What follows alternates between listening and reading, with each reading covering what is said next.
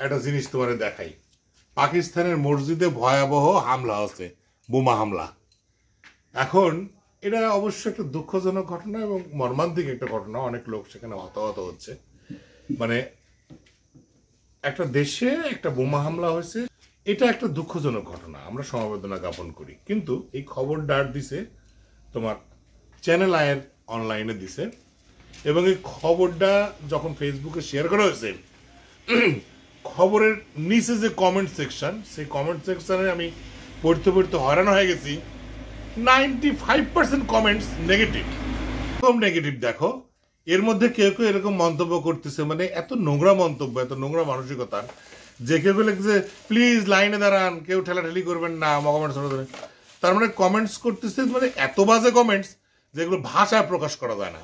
মানুষের যে এই ধরনের দুঃখজনক ঘটনা নিয়ে যে তাকে আলহামদুলিল্লাহ লেখা যায়, বা ঠিক হচ্ছে লেখা যায়, বা এইটা ঘটনা প্রত্যাশিত ঘটনা, তার মানে লিখতেছে যে এটা বাংলাদেশেও ভবিষ্যতে ঘটবে, মানে এই ধরনের ঘটনা বা এই ধরনের মন্তব্য কিন্তু আসলে মেনে নেওয়া যায় না। তার মানে পাকিস্তানকে আমাদের বাংলাদেশের অনেক লোক কিন্তু এখনো ঘৃণা করে, কিন্তু মানুষকে ঘৃণা করলে, একটা দেশকে ঘৃণা করলেও এইরকম ভাবে মৃত্যুর বিষয়টা নিয়ে মনে হয় এটা করা ঠিক না। মানে কেউ লিখতেছে ঈদ মোবারক, কেউ লিখতেছে আলহামদুলিল্লাহ, কেউ করছে যে পাকিস্তানের জন্য এটা কোনো ব্যাপারই না, কেউ লিখতেছে পুরো পাকিস্তান না পশ্চিম পাকিস্তান, কেউ লিখতেছে ভারতের রয়ের, মানে সামান্য কিছু লিখছে ভারতের রয়ের কাজ, ভারতের কাজ, মানে পাকিস্তান জিন্দাবাদ, ইনকিলাব জিন্দাবাদ, মানে যত নেগেটিভ বক্তব্য আছে এখানে। মানে ইতিপূর্বে আমরা যখন দেখেছি বাংলাদেশে ছাত্রলীগেরা যখন কোনো কাজ করছে, কোনো মারা গেছে ছাত্রলীগের কোনো কর্মী বা আওয়ামী লীগের কোনো লোক মারা গেছে, তখন এই ধরনের কমেন্টস আসতো, আলহামদুলিল্লাহ, ঈদ মোবারক, এরকম আসতো। মানে এখন দেখো কিভাবে, মানে আমাদের দেশে এখানে আবার কেউ কেউ লেখার চেষ্টা করেছে যে আমাদের বাংলাদেশের অনেক ভাইদের প্রিয় দেশ পাকিস্তান, হ্যাঁ, এরকম লেখছে। তাহলে এইগুলা কথা লেখা কি উচিত কও? পাকিস্তান আমাদের প্রতিবেশী, আমাদের রাষ্ট্র, পাকিস্তান আমাদের বন্ধু রাষ্ট্র, হ্যাঁ, তার সাথে সম্পর্ক উন্নয়নের চেষ্টা করা হচ্ছে। এত গাত্রদাহ কি জন্য বাপুরে? একটা দেশে একটা ঘটনা ঘটছে, সেই দেশের একটা মারাত্মক ঘটনা ঘটছে, সেটা দুঃখ প্রকাশ করা উচিত। তা না করে তোমরা এই যে অনবরত, মানে কি বললে, আমরা সেই পথে আসি, আমাদের দেশে আদর্শিক দেশ বলে কথা, আলহামদুলিল্লাহ, ইনকলাব জিন্দাবাদ, ইনকলাব মুর্দাবাদ, পাকিস্তান জিন্দাবাদ, কি সব বাজে বাজে ভাষা লিখছ। একটু সবাই মিলে এই যে চ্যানেল আয়ের অনলাইনে দিছে এই খবরটা পড়ার পরে খুবই খারাপ লাগলো।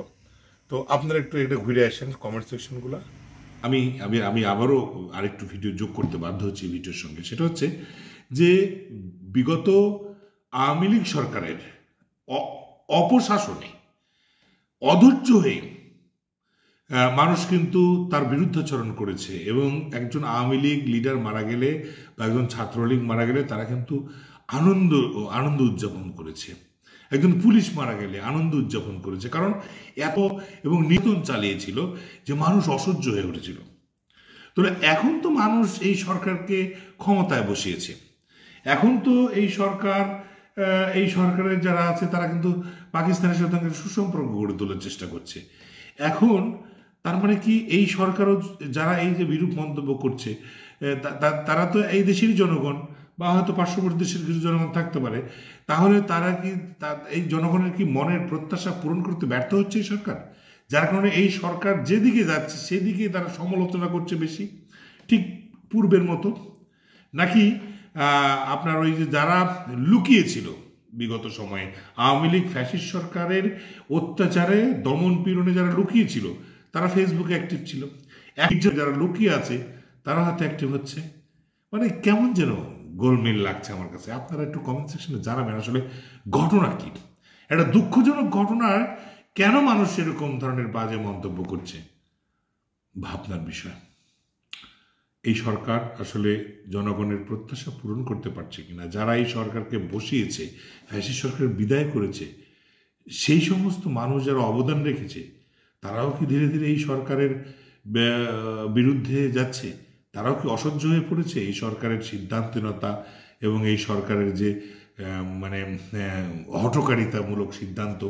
এটা একটু ভাবনার বিষয়। আপনারা একটু কমেন্ট সেকশনে জানাবেন বিষয়টা আসলে কি। ধন্যবাদ সবাইকে।